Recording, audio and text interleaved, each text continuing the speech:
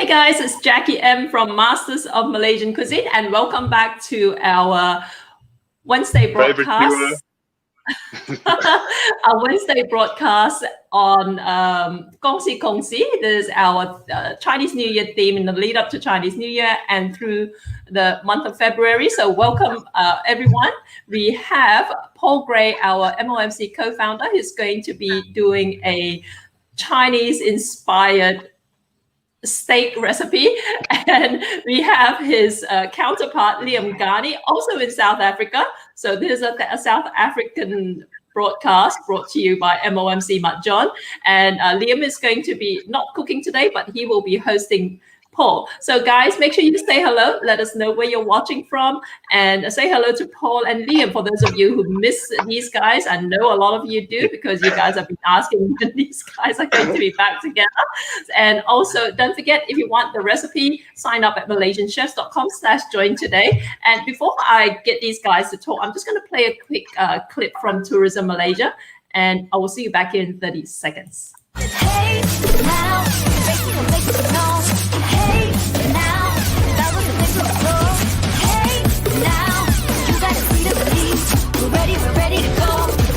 we're ready to go. Come on. Gotta make a move to get there right now. Somewhere nice so we can get away. Better than the ordinary day. You're my paradise. Malaysia, truly Asia. Hey guys, Jackie M back with Masters of Malaysian Cuisine in the continuation of our series called Kongsi. For those of you who don't know the term and you're wondering what Kongsi actually means, Kongsi is part of the Chinese greeting for Chinese New Year. We say Kongsi Fa Chai or Gong Hei Fa Chai, and Kongsi is the Malay word which apparently originated from Chinese, which means to share. So it's Happy New Year sharing essentially. But again, like I said, don't forget to say hello to the guys and let us know where you're watching from. But Paul and Liam, I'm going to let you guys run with this, and I'll hop back and join you guys in a little bit. Okay, good luck, guys. Cheers, Jackie. See you later. Cool. Are you sure you want to give us full permission to run with it? We can go crazy. Too late, she's gone. She's left us alone. Oh no. So Paul, tell us what you're cooking today. Come on, wow us. Okay, so this definitely took a turn for the worse due to supply and demand issues. But so basically what I wanted to originally do was I wanted to do ox tongue. Ooh, and I wanted to serve it on a bed of greens just as like a nice presentation. And yeah, I was actually going to use Jackie's ox tongue recipe, on a website. If you want good recipes, you know where to go. Absolutely. And so yeah, like I had that sort of planned and everything, and then yesterday I pre-ordered it like a week in advance, and then I got to pick it up yesterday, and the thing is completely off, and it was just a nightmare. No, and yeah, I don't even want to think about it. It was a heart-wrenching moment. So yeah, I got a replacement rump. Yeah, I got rump, which is not a bad cut. It's at least flavorful. Although it's been steak for me for like the last 4 days in a row. Oh well, you're going to end it well. But no, I mean, but also these things happen, and there's always going to be a plan B. So I'm sure it's still going to be awesome. So yeah, what I decided is that I'm making, and I'll show you all the ingredients in it now. But actually, hold on. I think this camera's got better lighting. Probably not. The lighting looks you've been marinating it.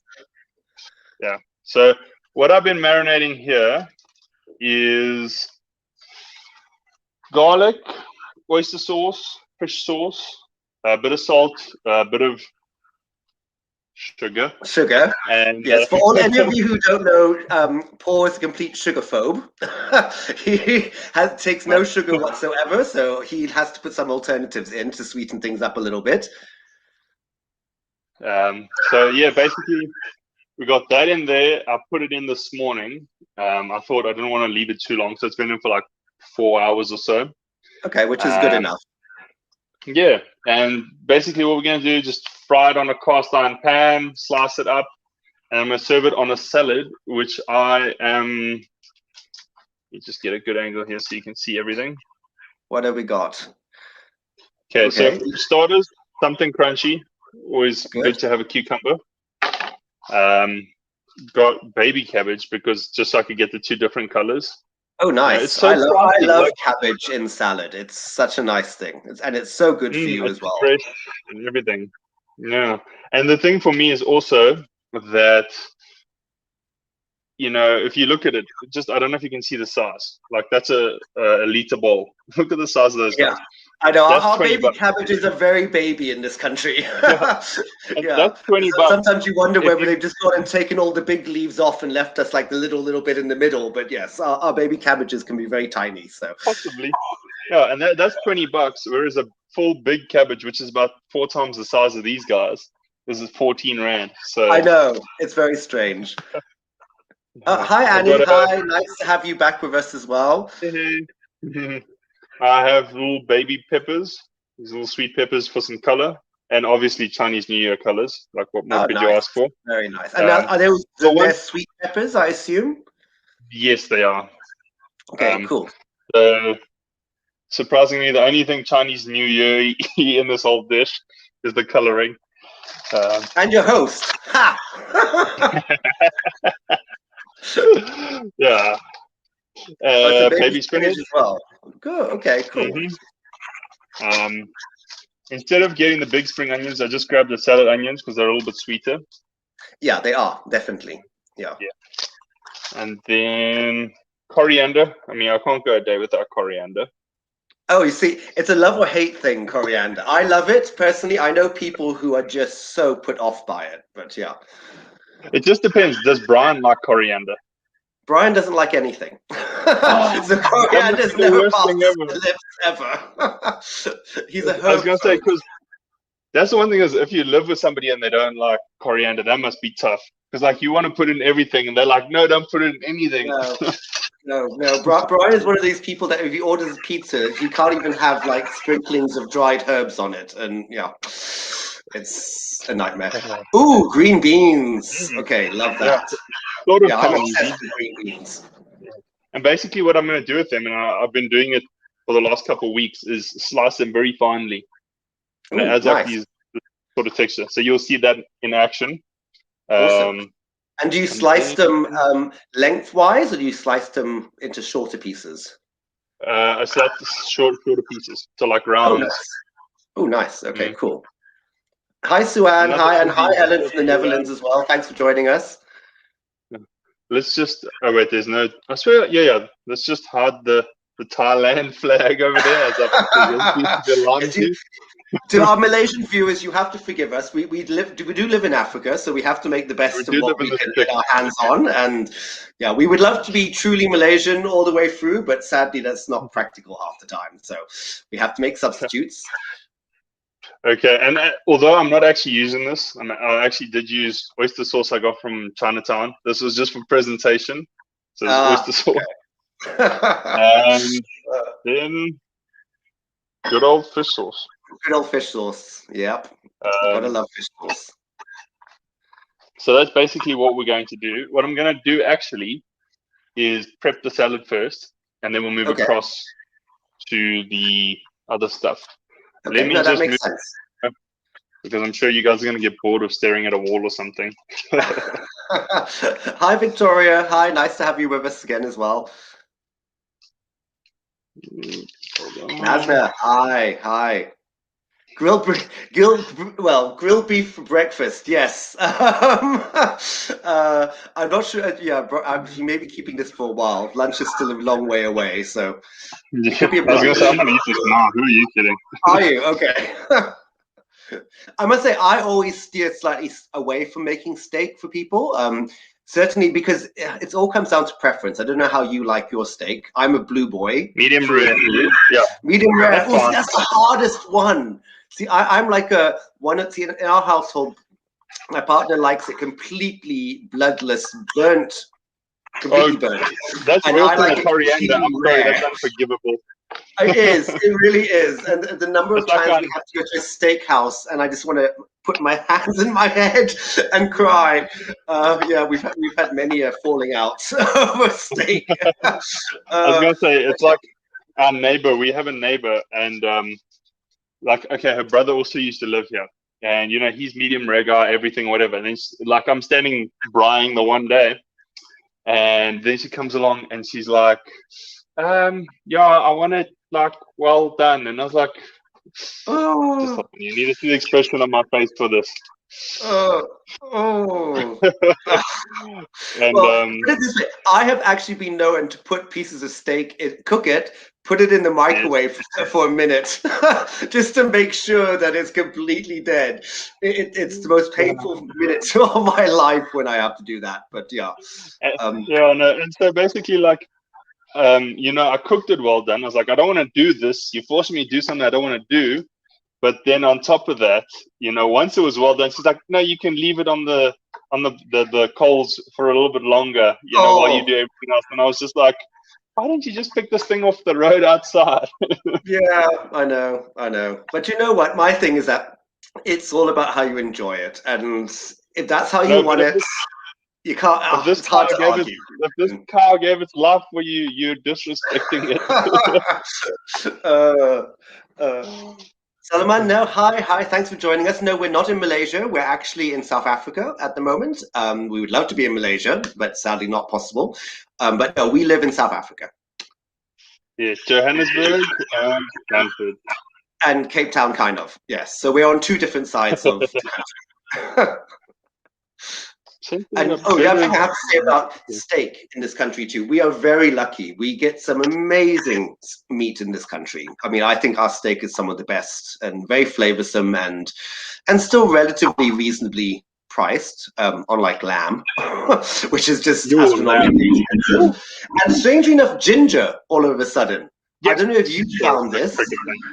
The price of ginger in this country has just shot up by like 150%, 200% or something. Actually, I realized that yesterday. Day before yesterday, because after my birthday lunch, I came back past one of my favorite fruit and veg places, and I don't know how much ginger is by you, but here it was like 100, 120 or something recently. Yeah. And I looked at it, it was 229. It was 229 rand. Yep, and I've heard cases where it went up to 400 rand a kilogram, which is crazy. Okay, ginger costs over 50 Australian dollars a kilogram. Oh my goodness. Okay, well, you Aussies. I was gonna say you had me sold, Jackie, and now all of a sudden I'm kind of scared. I don't have that kind of money for ginger. No, but what do? You need it. I know. Suddenly, even garlic as well. Like I was cooking last night, and normally I throw loads of garlic in. I was like, okay, I've got one clove, I've got one bulb. How many could I afford to put into this dish? Which is quite depressing. This is you're like, oh, I'm splurging. I'm putting in 2 cloves today.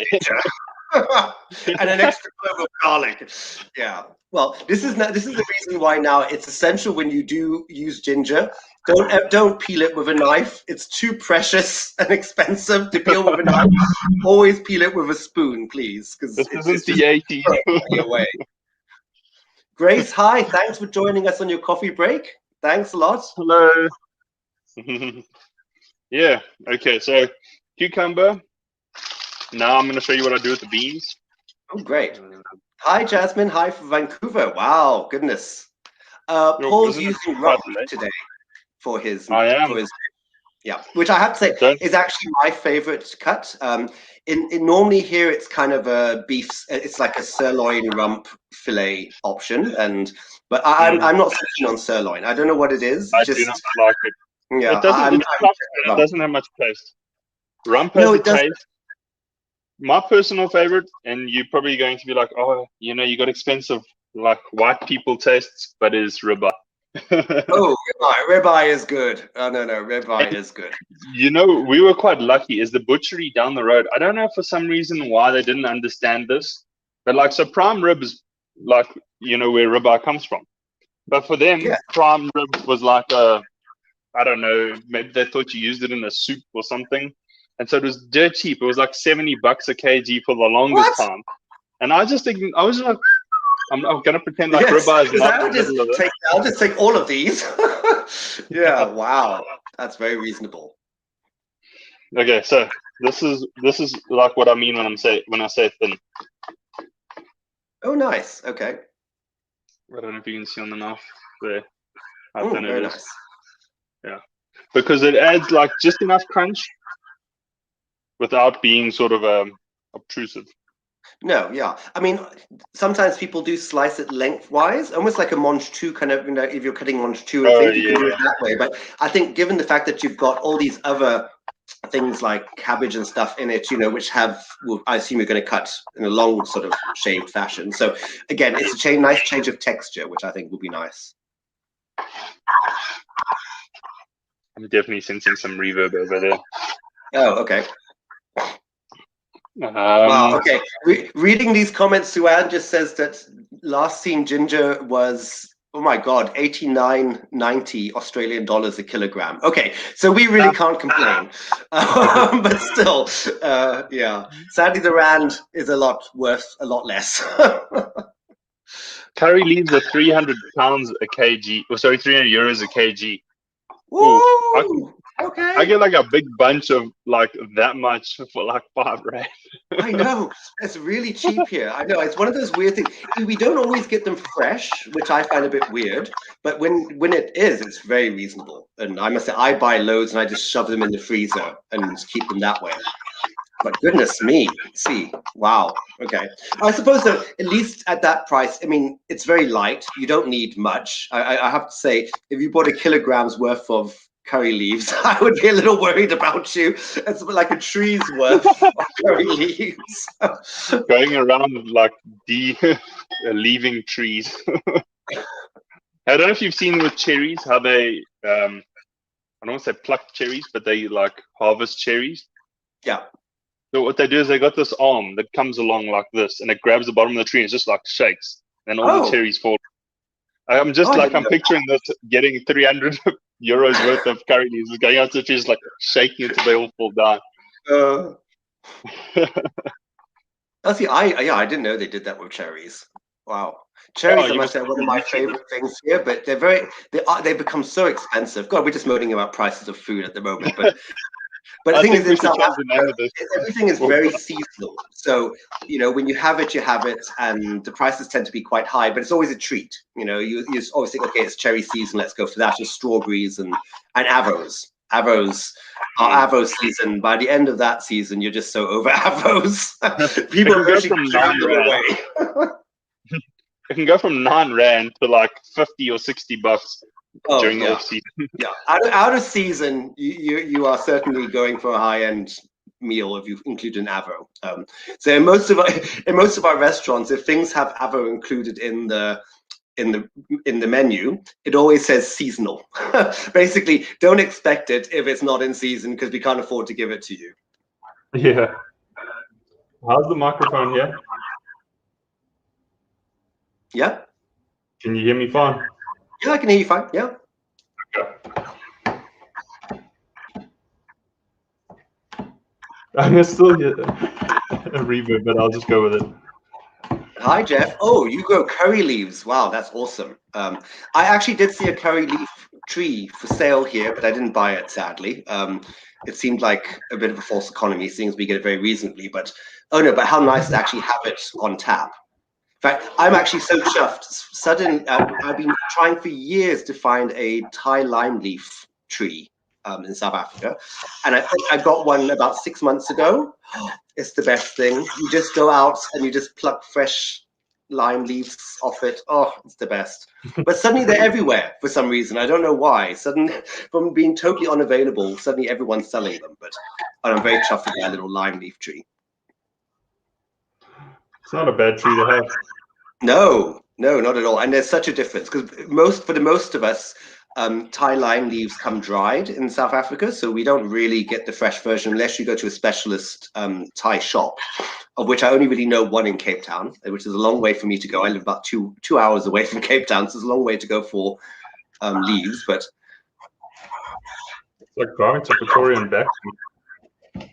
Yes, but just so you know, people who don't know South Africans, people from Joburg and the northern areas, they will drive for hours to do something. They don't mind getting their cars, Cape Townians are very different. If it's like a more than a 15-minute drive, we're like, should we bother? Yeah. So we do. It's Cape Townians. Suburbs. I was gonna say, like, how far did I drive on Monday? But like to Joburg's like 40 minutes. Oh, okay. That's far. This microphone's a lot more sensitive than my phone. Like every time I close a cupboard or something. Wow, Jackie, it's struggling because you don't live in Melbourne. That's what it is.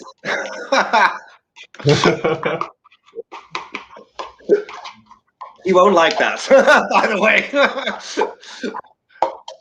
So what have you done with the onions? Okay, so I thinly sliced them. Okay. And I'm just breaking them apart. Okay. Yeah. So if you look at one here. Come on, there you go. Oh, good balance. Nice and thin. Awesome. I have a particular set of skills. Irrelevant, pointless type of skills, but they look cool. No. Slicing skills are paramount. No, for sure. I meant the balance. Sometimes I think it's a lost art for some people, and how you chop your vegetables is hugely important. Although I must say, I noticed last night my knives are getting a little dull, which is always a bit of a sad moment, and which is also bad too. Once your knives get dull, you've kind of passed that point whereby you can really rescue them. So. Yeah, thankfully mine is still staying sharp. Look at that edge. Oh yeah, samurai stuff. So these peppers that Paul's using, they're sweet peppers. They're not hot chili peppers. They're like baby bells. Yeah. And I'm not talking about AT&T related companies. Probably only Americans that get the joke.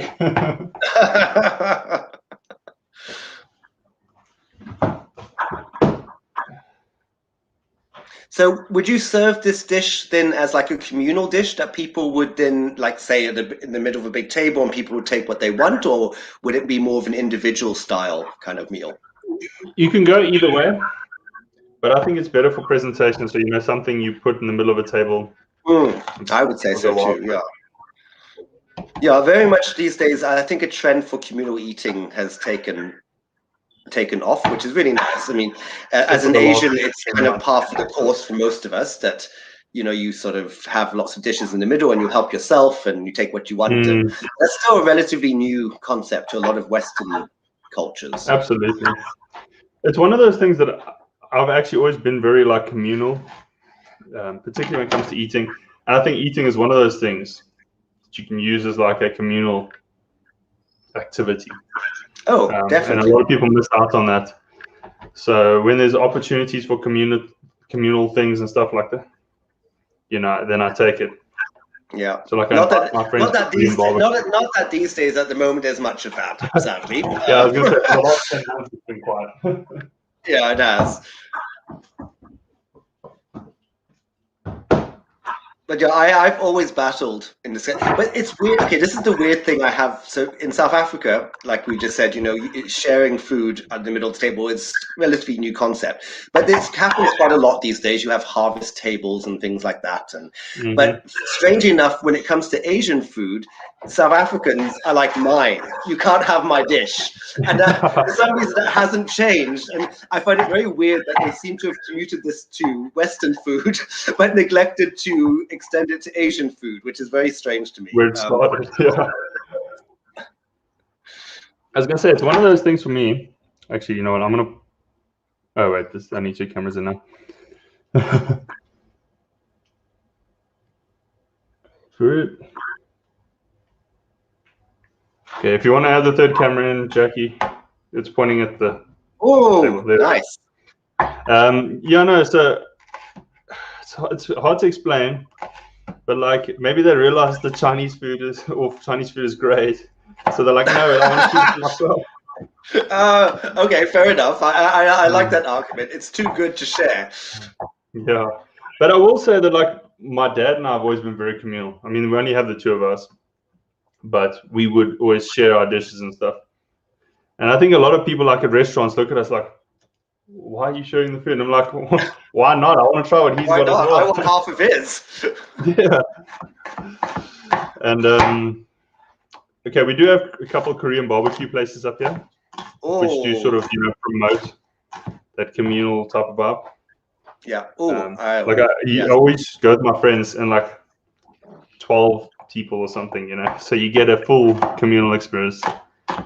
Well, that's sort of, I suppose the cooking process also makes it naturally gravitate you towards the middle of the table, and you've got to share stuff, and especially Korean food too, given the fact that you have all your little side dishes and your bachans and balls and Oh, I'm so jealous. I could do with some Korean barbecue right now. Oh, I do like Korean. Isn't there one in Cape Town?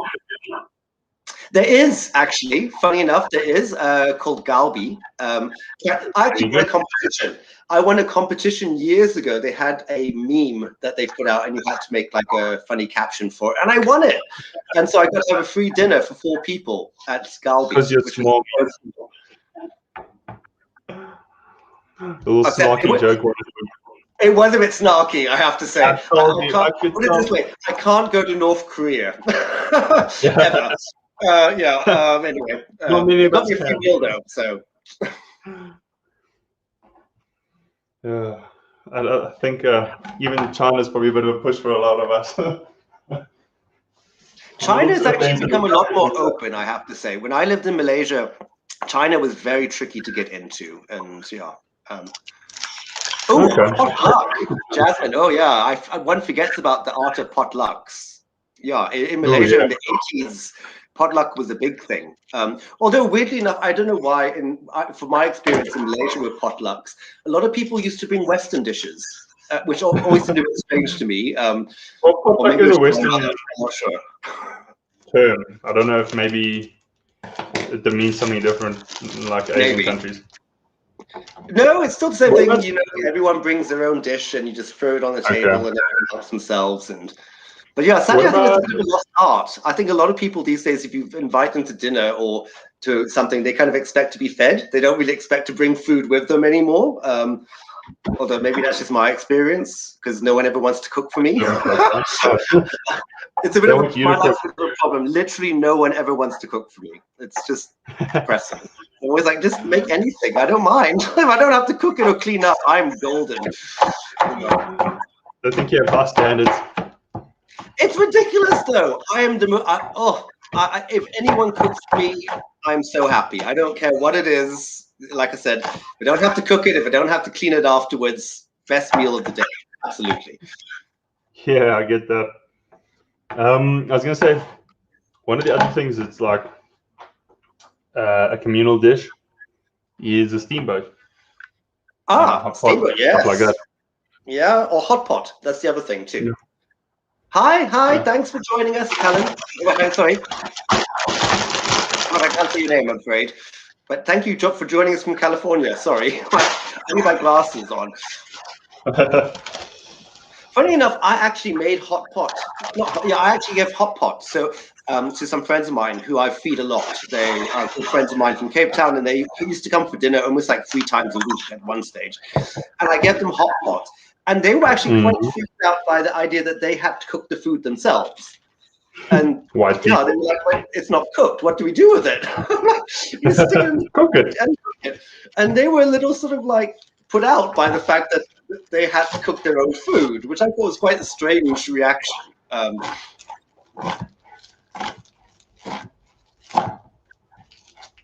Ooh, fried noodles and curry. Oh, nice. Okay, so we've got some baby spinach going in. Yep. Nice, very nice. And one thing I've just realized, the bowl is a little. Yeah, I was gonna say you're gonna battle to sort of get that mixed up. You need a slightly bigger bowl. Salad's growing. The wonderful art of.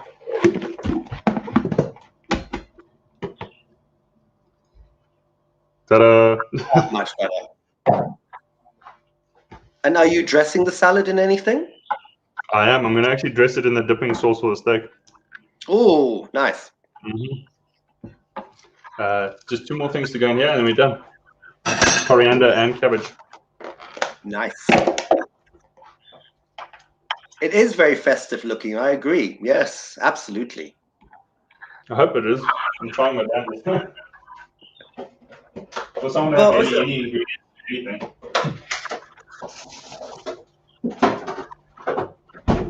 Oh, Masna says happy belated birthday.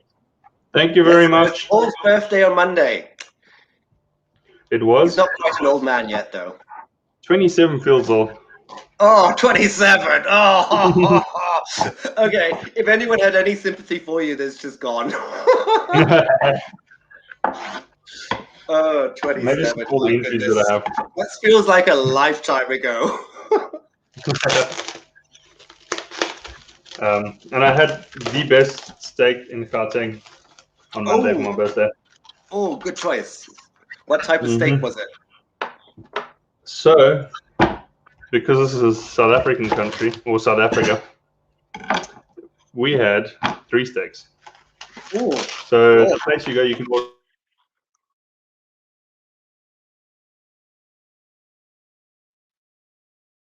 All right, what happened to Paul there? Oh, we seem to have lost Jim. We've lost him. Okay, he's coming back.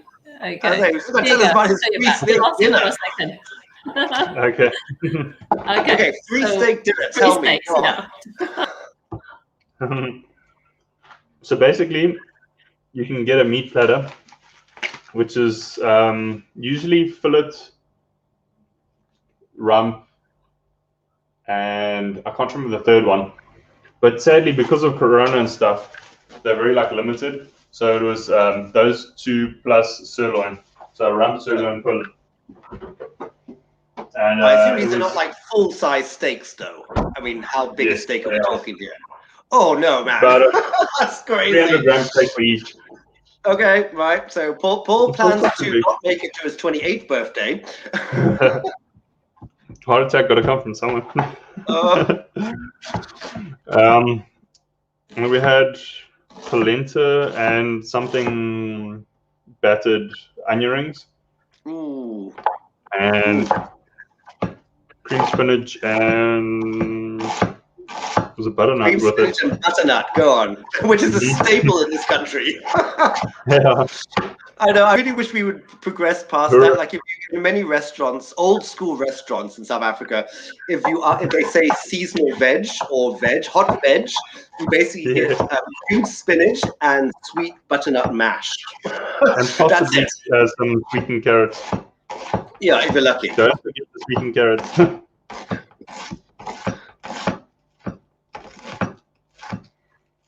Yeah, but honestly, the most tender, delicious steak you can get in Gauteng.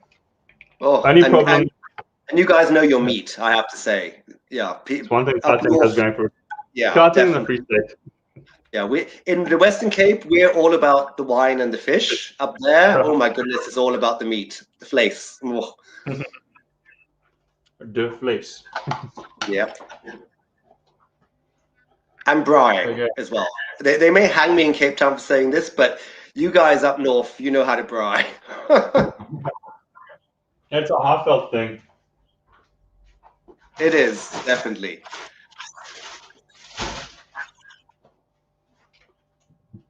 Okay, so. Sorry. Yes, I must say, Jasmine, I'm also not a fan of polenta. I really like the idea of it and the look of it, but whenever I've eaten it, it's always a bit sort of like, ugh. Okay. Oh, you mean some soggy? Yeah, no, for this, it's just in the batter, so it's like a little crunchiness. Okay. The batter made from polenta. Okay. Funny enough, I don't mind polenta chips. They're quite nice when you cut them into like little fish finger style chips and you sort of grill them. They're actually quite nice with lots of cheese in it. But a lump of polenta is a little much for me. Yeah. One thing I do really like. Lime juice I saw in. We've got some fish sauce, I assume. Fish sauce, about. Hi, Sid. Hi. Of, the lime juice, oyster sauce. Okay. Hold on, I think I forgot the chilies in the fridge. Well, so the oyster sauce at least should also counteract the sourness a little bit of the lime as well, because obviously there's a little bit of sweetness in the soy sauce. So, because as if anyone missed this before, Paul doesn't add sugar to his dishes, so his salad is going to be very zingy. Given the half a bottle he put in of lime juice. Oh no, Veronica, we speak Afrikaans in this country, not Dutch. It's actually very similar to Old Dutch. But so it sounds quite similar, but there are some differences. I don't speak Afrikaans very well. I don't know if Paul speaks it particularly well. I do speak it very well because my mother's Afrikaans. Oh, is she? Ah, okay. Yeah. Well, there you go. Yeah, no. So, but in this country, we're very multilingual. Generally speaking, in the Western Cape and KwaZulu, in the coastal areas, we tend to be more predominantly English speaking, but up north and in other parts of the country, it's more Afrikaans. But generally speaking, everyone can pretty much get by. But it's not uncommon to have a telephone conversation where one person is speaking one language and the other person is completely speaking a different language, and we're having a conversation that makes perfect sense to everybody. But yeah. Die hond sit op die mat. Anyone ever learns in Afrikaans like grade 1. But anyway. Which basically means the dog sits on the mat or carpet. But interestingly, there's actually a lot of Malay words. Well, not a lot of Malay words, but there are actually Malay words in Afrikaans. Because it's an amalgamated language, it was created so that lots of people could kind of learn one language instead of everyone having lots of different ones. But yes, so it's always quite surprising when you hear Afrikaans and little Malay words pop up. But they're very random Malay words. Pisang being the most obvious. But it's spelled differently, interestingly, because their alphabet is slightly different than the English alphabet. Or Malaysian alphabet. Something that are the same. Pondok's the same, yeah. But pisang is a bit weird. They throw wool in the pisang. What's like curtains in Malay? Sorry? Curtains. What was that? Malay. I missed that. Curtains. Curtains. Oh my goodness, I have no idea. Okay, can anyone tell us what curtains are in Malay? I remember someone saying that like curtains or something was the same as in Afrikaans. Oh. Which are gordijnen, but I don't know if the G carries. Okay, anyone out there who knows what curtains is in Malay, please tell us, because I've never had the need in my life to say the word curtains. What does curtains mean in Afrikaans? Paul? Gordijnen. It's gordijnen in Afrikaans. Wait, called what? Gordijnen. Cordena. That's Spanish. Cordena. Oh. Then it might not be good. Malay. Yeah, not your friend lied to you. It's not a Malay word. One. Curtains in Malay is jendela. Jendela. Hey, I'm going to pretend like I knew that.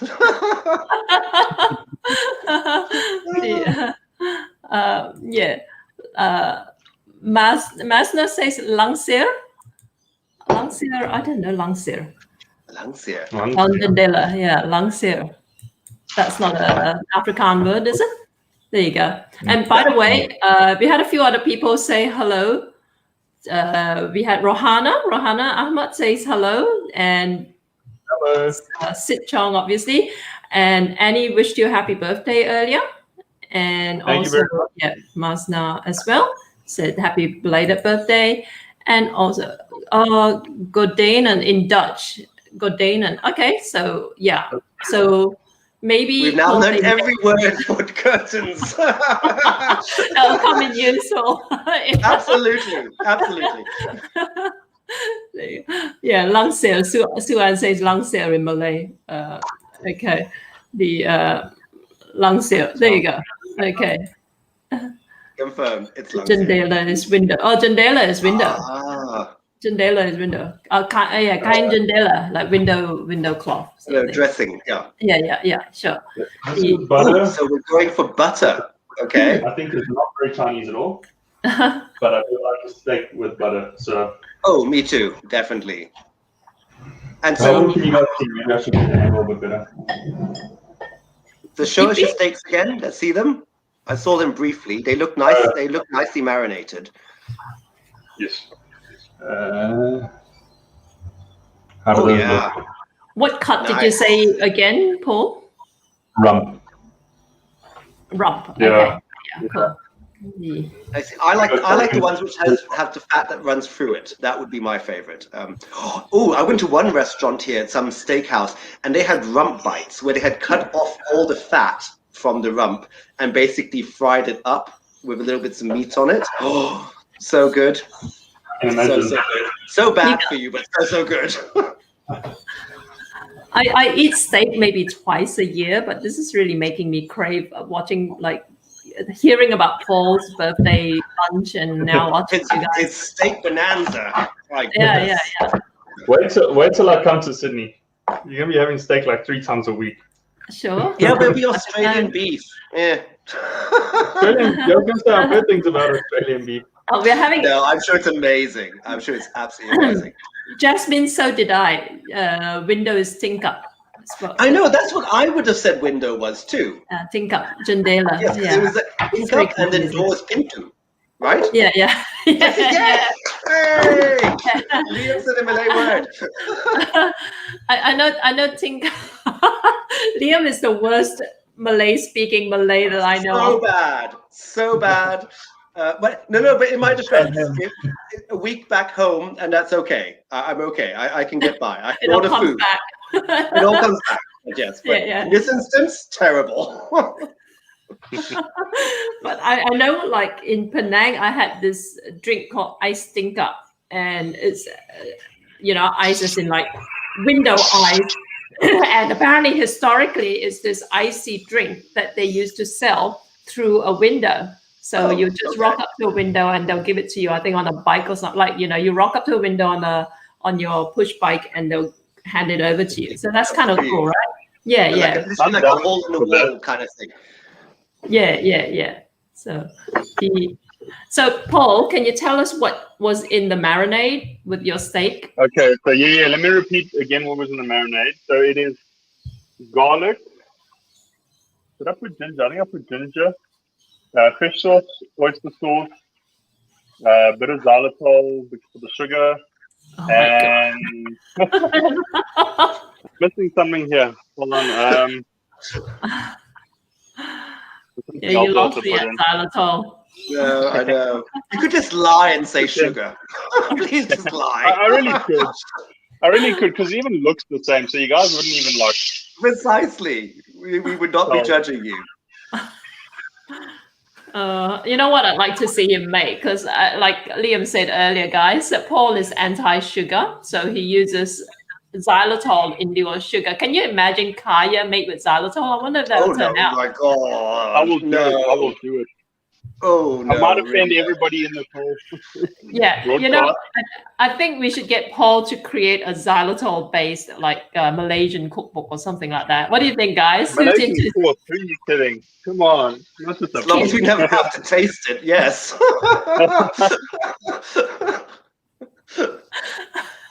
Very true. I'm being stunned by Liam, by my fellow South African. It's your keto dieter. Any keto dieters out there? I'm sure. Okay, so your steak, you said you're going to go medium rare, right? So how long are you going to cook it for? So this one's not too thick, so I'm doing about 3 minutes aside max. Okay. Might even be a little bit thick. You can tell by the look of it. So that's the key to cooking a good steak, is when it starts to like swell up and you can sort of see the what do you call it, the like fat underneath. You see there's like little bubbles that pop, so you can't see it from here. Let me see if I can get it closer. And do you ever do the palm test? The press test. So if you press it, and depending on how it feels with your palm, is meant to tell you how it turned out. Sometimes, but yeah, you can see with your eyes. So yeah, you can't really see it from here, but the bubbles. And then you can also do, wait for it. No, I'm joking. But yeah, like, it's not too tricky to get it all. Okay, I'm just going to drop the gimbal. And do you let your steak rest for a little while before you slice it, or are you just going to go for it? If you don't rest your steak, you're not allowed in my house. It's that simple. Hey, good answer. There was a leading question, admittedly. I was like, please say you're going to let it rest. Hey, what else am I going to do for 5 minutes? As we all stare at your steak resting. I know. It's the best part of the whole watching process, guys. Watching a steak. But also, the juices too that will come out of it will be so nice. Oh. Yeah. What is a tarup temua? Oh, was it on that comment? It's on one of the comments. Tell me about a typical 27-year-old. Yeah, Jasmine says you're a typical 27-year-old. The way you cook, you throw everything in. Tarup somewhere. Yeah, like pour it all in. It's funny. Everything, everyone. Okay, I can see the derivation. Like upper kabah semua. Is it that semua? Yeah, somewhere. Yes, Yeah. Somewhere means all. Okay. I'm getting there. My Malay might be better than Liam's by the end of the year. That's not hard. That's not hard. Malay is actually quite easy, to be honest. I mean, It probably already is, Paul. Yeah, probably. No, it's fine. I can take it. It's fine. It's fine. Still have my red passport though. I was gonna say, how does Liam survive in the kampung? Because I'm not a kampung boy. Yeah, but when you visit though, like how do you converse with people? My family is city folk. Like to point this out. Don't you ever go to the countryside when you visit? No. Are you city? You don't even go to the countryside. No. But funny enough, the joke is when I was a kid, I used to go to local primary school before I got kicked out for being too mouthy. But I used to get into the car and keep speaking Malay to my mother, who does not speak a word of Malay, but like drive home, and I would be prattling away to her in Malay for like half an hour, and she's like, Liam, you're not speaking English, stop. So I used to be very good. In fact, there was a kampong just behind my school, and I used to go out there and play with all the kids and stuff and have food, and they had like little colourful chickens. That was my other thing I remembered really well, little colourful chicks, which I always wanted to bring home, but my mother said no, sadly. But yeah, so I did actually used to speak very good Malay when I was a child, and then I don't know what happened. The city got to you. It did. Oh wow, I can't believe this. This is really cool. But yeah, Paul, for the record, like you could actually, I mean, sadly but truthfully, you can live your whole life in Malaysia and not actually speak Malay and do perfectly fine. Perfectly fine. So you're telling me Not a problem. So you're telling me even out in the countryside, people speak good English or good enough English or Bye. Because every country I've ever been to is like the countryside. Nobody speaks English. You know what? I actually wrote a blog post about it. I mean, sometimes I think I'm a little bit too subtle in my writing, but because I like to kind of like challenge Western preconceptions about Malaysia. Right. So I talked about like this kampong guy who actually, he literally built a kampong in the rural part of Malaysia in Perak. And he actually used to be an IT consultant, right? And he built his own resort, retreat sort of thing using like old kampong huts brought in from all over like different parts of Malaysia. Wow. And he built it. And then all these Western European backpackers and whatever who want to get away from it all would come and stay with him for a few days, and he'll take them around the village sites and, you know, to the rubber tapping, you know, areas and stuff like that. So there was one time he took this group of Westerners and they saw this old Indian woman tapping rubber, right? And they were fascinated by it. And then they tried to talk to her in very broken Malay. And then she looked at them. You know what those sari wearing Indian women tapping rubber are like? She just looked at them and she goes, oh, oh wow, so where might you be from, sort of thing, with a really like kind of like colonial British accent. And it was stunned. So I ended my blog post like that. And my point was that, you know, you don't assume that just because we live out in the sticks in Malaysia that we can't speak English, because Malaysia used to be a British colony. And in fact, a lot of older Malaysians actually speak very good English, right? In fact, far more so than the younger people these days. And you know what? Because I ended the blog post on that note, people were writing me, oh, so, you know, what did you say? Like they were wondering, that was like, they thought it was a cliffhanger, and they were saying, oh, you know, so what happened after that? I was saying, no, that was it. That was my point. So it was a little bit frustrating. But yeah, I think a lot of like, you know, I remember like when I used to work at my dad's canteen, I remember I was 15 years old, really, really obnoxious. And there was this white backpacker or whatever he was, come through my hometown of Seremban. Back in the day, you don't really see white people in my hometown. I was going to say, was he lost? Was he because he was a very adventurous backpacker? Right. And he wanted to buy something. And again, he looked at me and said something in broken like Malay. I was thinking, and I really took umbrage at that, because I was thinking like, what kind of like, you know, podunk place did you think you landed? Because I went to the convent school and we all spoke decent English over there, you know. So I was thinking like, I mean, you know, I guess there's two schools of thoughts there. I think some Malaysians appreciate the attempt, and then there are people like me who take offense. I know. It's a tricky one, because, you know, you've got to sort of give them props for trying, but at the same time, it's also, you've got to do your research to kind of know whether or not it's really necessary. And Exactly. Yeah. And it's like, another time I went to, I was again in rural Malaysia.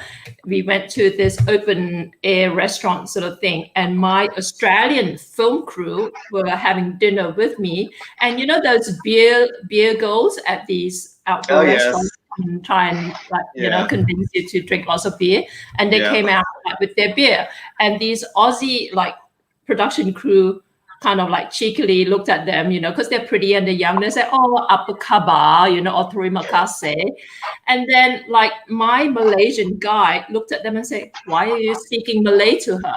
Because she was Chinese. Because we Malaysians think like that. It's like, you know, and then they kind of laughed it off and said, oh, ni hao ma, sort of thing, you know. So it just goes to show Malaysia is very, very past in that sense, you know. You don't assume. I bet you they bought extra beer to compensate, though. So she's like, it was a win-win situation. On you as much as you like. Just buy another round. I was going to say, particularly the fact that they're Chinese, like, I mean. Yeah, I know.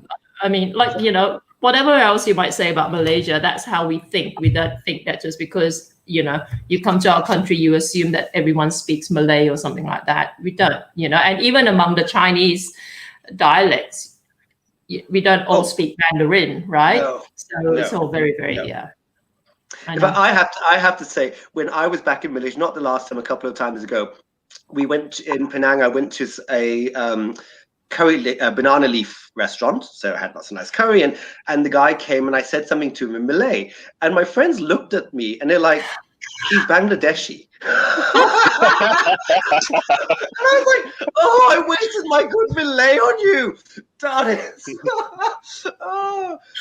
Anyway, talk about putting your foot in it. But I was so proud of myself too. Anyway, see, you're part of the problem, Liam. I know I'm part of the problem, darn it. Oh, Paul, that's looking so good. Oh. Yeah, Jasmine saying, Paul, your salad is looking good. And Jasmine is saying we should all travel to Malaysia. I agree, Jasmine. I mean, that's part of our like plan with MOMC. Once the borders reopen, we plan to all go there, bring some of you along with us. All I have to say is dream now, travel later. That is true. And Jeff Matthews says, I came to Australia speaking more Penang Hokkien than English. Gone now. Use it or lose it. There you go. You check it out, bad boy. Oh, yeah. Wow, that looks beautiful. Wow. Very nice, Paul. I am impressed. Yeah. I know how to make a steak. I was going to say, give a South African man a steak, he will give you that, which looks amazing. Yeah. Take a good photo before you eat it, Paul. Unless you freeze the. Yeah, that's a nice plate for a change. At least he didn't have it in his famous blue bowl with the chip. Yes, that's true. Hey, but I was going to say, that is like everything there is to know about me is the blue bowl with the chip. Yeah. Let's have a look at that. Yeah. It's going to be a nice, fancy overhead shot, I think. I know, right? Yeah. I was going to say, I have to take 3 angles or else I'm going to get beat up. Oh, that's true. Yes. That's 3 angles, please. How do we select that? Okay, here we go. I wanna have a solo layout on that. Wow. This isn't the same one one's though, a bit but snook. Where's the rest of the steak? The other one's got so much steak on it. because I'm still cutting, but first I needed to just take a photo. Making sure you're not dipping your father on his steak lunch, early steak lunch. Yeah, I was gonna say I'll get beaten if I do that. And Jasmine's wishing you happy belated birthday as well, Paul. Thank you, Jasmine. I really appreciate it. Yeah. And look, you finally impressed Annie with your presentation. Wow, that's then I've made it in this world. Yeah, you made his day. Very cool. Nice. So is there anything else to it, or is that it? That's basically it. I don't know if maybe I should add like some sesame seeds on top or something. Ooh, that could be nice. Yeah. That would be nice. Yeah. Masna says the grilled beef and salad looks so sadap. Sadap is Malay for delicious. That's not an Afrikaans word, is it? It should be sadap. No. Should be, but it's not. Smaak lekker. Yeah. No, actually, do we have an Afrikaans word for delicious? Because everything is lekker. Well, that is like nice. No. Smaaklik means delicious. Okay, that's a bit mouthy. That's a bit much. It doesn't roll off the tongue that well. Okay, well, good. We'll still lekker. That's lekker. That's why people use that more than anything else. Yes, I think so. It does help. Victoria says looking awesome, yummy. There, does that make you feel good? Now you can Yes, put it on the solo layout. Very cool. I still have to cut more steak for the other one though. Cool. All right. Well, that looks good, Paul. Yeah, it's simple, not really Chinese New Year, but it's great. What is Chinese? Yeah. Still, I mean, if you're serving a nice big meal with lots of people, throw this in. Why not? You don't have to stick to tradition. See, Victoria says that's Dutch. Yeah. How do you pronounce that first word again? Smaken. Which one are we looking at? Smaken. Smaken or lekker? Smaken. Lekker is also German for delicious, for tasty. Yeah, but it comes from the Dutch. A word that's used a lot. But no, you would probably understand a lot more Dutch. I mean, if you actually went there, if you're using Afrikaans, but also the Dutch accent's very different as well. In fact, funny enough, my partner speaks fluent Dutch, which I don't understand because he went to live there when he was, let's say, 6 or 7 for like 6 months, and somehow absorbed this language. So every time we're outside, every time we see tourists and they speak with a Dutch accent, his eyes light up, and he's always, so he speaks Dutch to him, and they always think he's Dutch because he somehow has got the accent down so well. I'm like, no, he's not Dutch. But yeah, anyway. I'll have to bring him on camera one day. I'm so curious to know how he sounds because I've got a thing about accents and stuff like that. Very neutral very neutral South African. Very okay. Very English-speaking. So basically, like Brittany. Unlike Paul, basically. How's it, guys? And he says top marks for very neat presentation, Paul. All right. Well, let's wrap it up here because it's coming up to PM Sydney. The hour. And guys, don't forget in just under an hour, we are going live again. This time we have Her Majesty Queen Aziza of Malaysia, and she's going to be joining us, and she's going to be cooking 4 recipes. We are so incredibly excited. I can't contain myself. So we will be back in 45 minutes. Actually, we're going to start live a little bit early just to get everyone warmed up for when the Queen comes online to showcase 4 of her recipes, some of which will be to do with ikan bilis, which is a Malaysian dried anchovy. I have to emphasize Malaysian because I'm biased. But all right, guys, thank you so much, Liam, for stepping in. I think everyone's really glad to have you back, and we look forward to seeing more of you over the next weeks and months. And Paul, thank you. Well done. That was a good one. Appreciate it. All right, guys, so let's bump out with another Tourism Malaysia clip, and we will see you back here, like I said, in 45 minutes. Have a good night. Ciao. Bye. Bye.